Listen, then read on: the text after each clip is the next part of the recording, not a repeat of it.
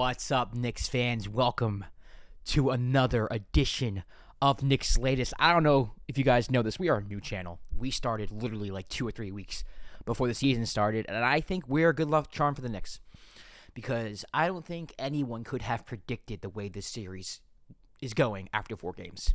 And I think we have a lot to do with that. So make sure you subscribe to the channel. Make sure you like this video.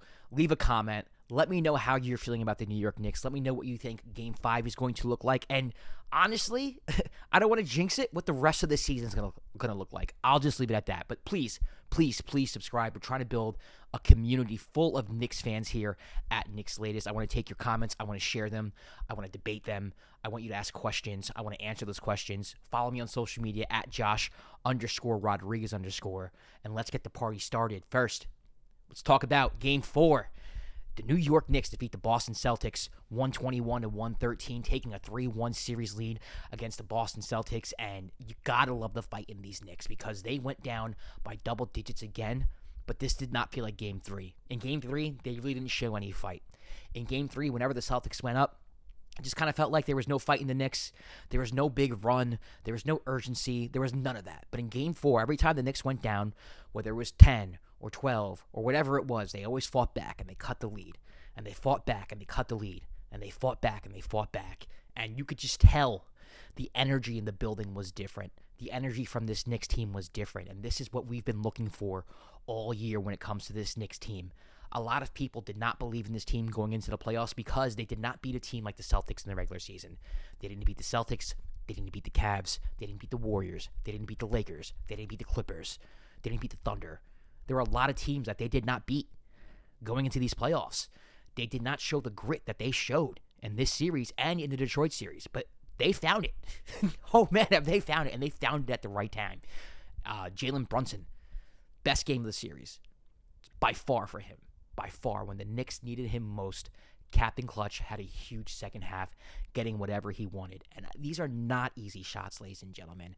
I mean, I wish I could just kind of like chalk it up to scheme and saying, you know, Tibbs and the Knicks offense created these types of matchups for Jalen Brunson, but he's scoring against defenders like Derek White, who's one of the better guard defenders in the league, making him look mortal. Jaylen Brown, I mean, he's just hitting unbelievable shots. Footwork, baseline fadeaways, turnaround fadeaways. I mean, using his pivot foot, getting in the lane. I mean, just an unbelievable display of shot making from Jalen Brunson. It's exactly what you needed from the captain. It's exactly what you needed from your best player at a time like this. And he came through. He came through in a series where I wouldn't say he was shut down. He's had great fourth quarters in those comeback victories. But in a series where he was relatively quiet for what we need him to be, Jalen Brunson comes out in the second half and he wills this team to victory. Mikal Bridges finally puts together a full game. If the Knicks can get this Mikal Bridges for the rest of the way, they can win the NBA championship. This is the Mikal Bridges we thought we were getting when we gave up all those draft picks. And this is the Mikal Bridges that we've been feeding for all year. And he shows up from time to time, every once in a while. We wonder, how come you can't do this all the time? But he showed up today when it mattered the most.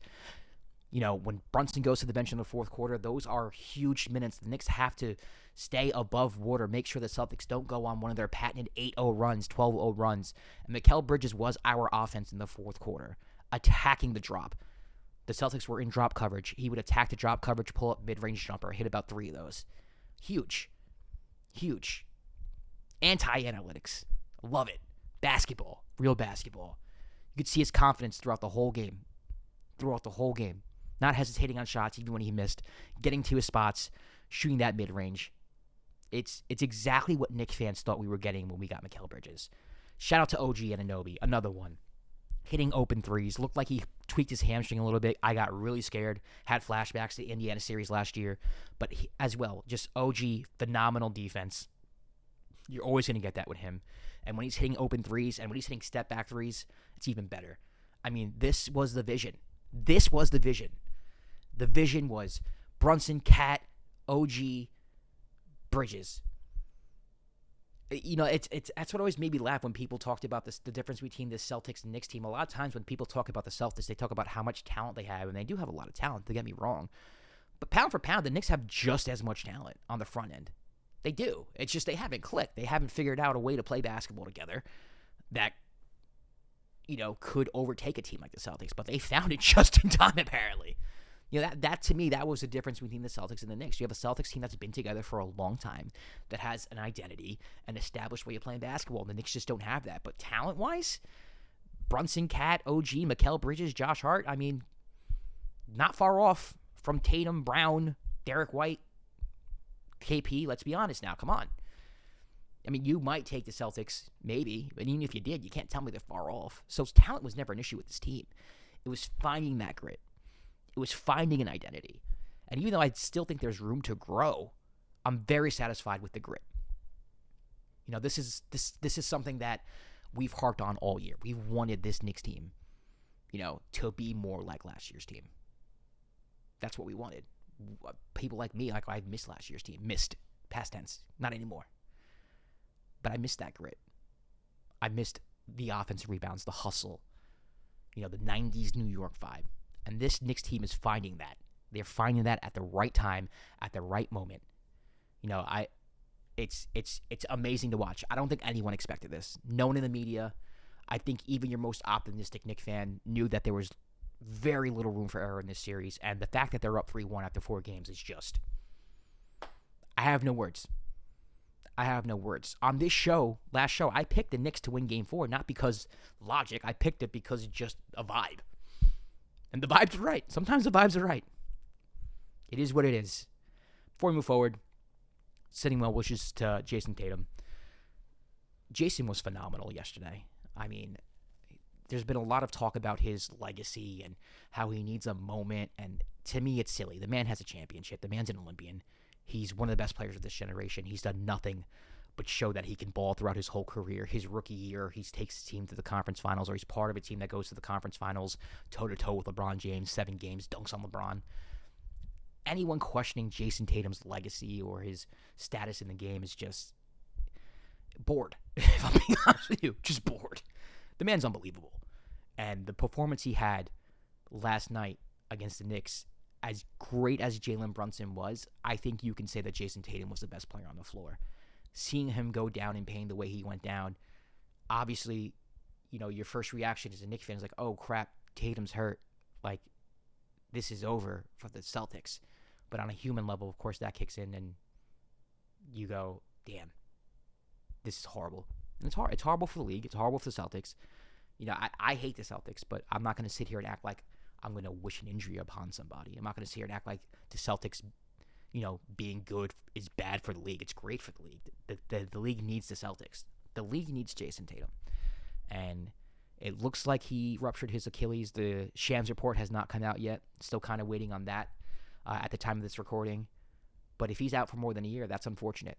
And the Celtics have a lot of soul-searching to do because, there's contracts coming up, money to be moved, with the second apron. So I don't know what they're going to do. As a Knicks podcast, that's not our problem. But at the same time, on a human level, shout out to Jason Tatum. Hope you get well, man. You're one of the best in the game. And to see you go down like that just did not sit well. So now we move to Game 5 in Boston. Listen, the Knicks are up 3-1. Boston still has a lot of talent. This is not a team that just relies only around Jason Tatum. You got Jaylen Brown, KP, Pritchard off the bench, Derek White, Al Horford. This team could still ball, and this team could still whip your ass. Let's just be honest with each other right now. Would not surprise me if the Celtics come out in Game 5, and then the Knicks are fighting back from another 15-point lead. This is a good team, a great team. So don't get it twisted. This series isn't over. Game 5 is not going to be easy. I actually, don't know how I feel about the game yet. I gotta sit back, think about momentum, think about how I think each team's going to respond to this. A lot of people are saying this series is over. It's not over. Celtics grab one in Boston. Knicks lay an egg in game 6, and anything could happen in Game 7. We've seen 3-1 comebacks before. I don't think it's that radical to think that it could happen here, especially when going into this series, the narrative was that Celtics are so much better than the Knicks. Now, I know they lost Tatum, but they're still a really good freaking team. They're still the Boston Celtics.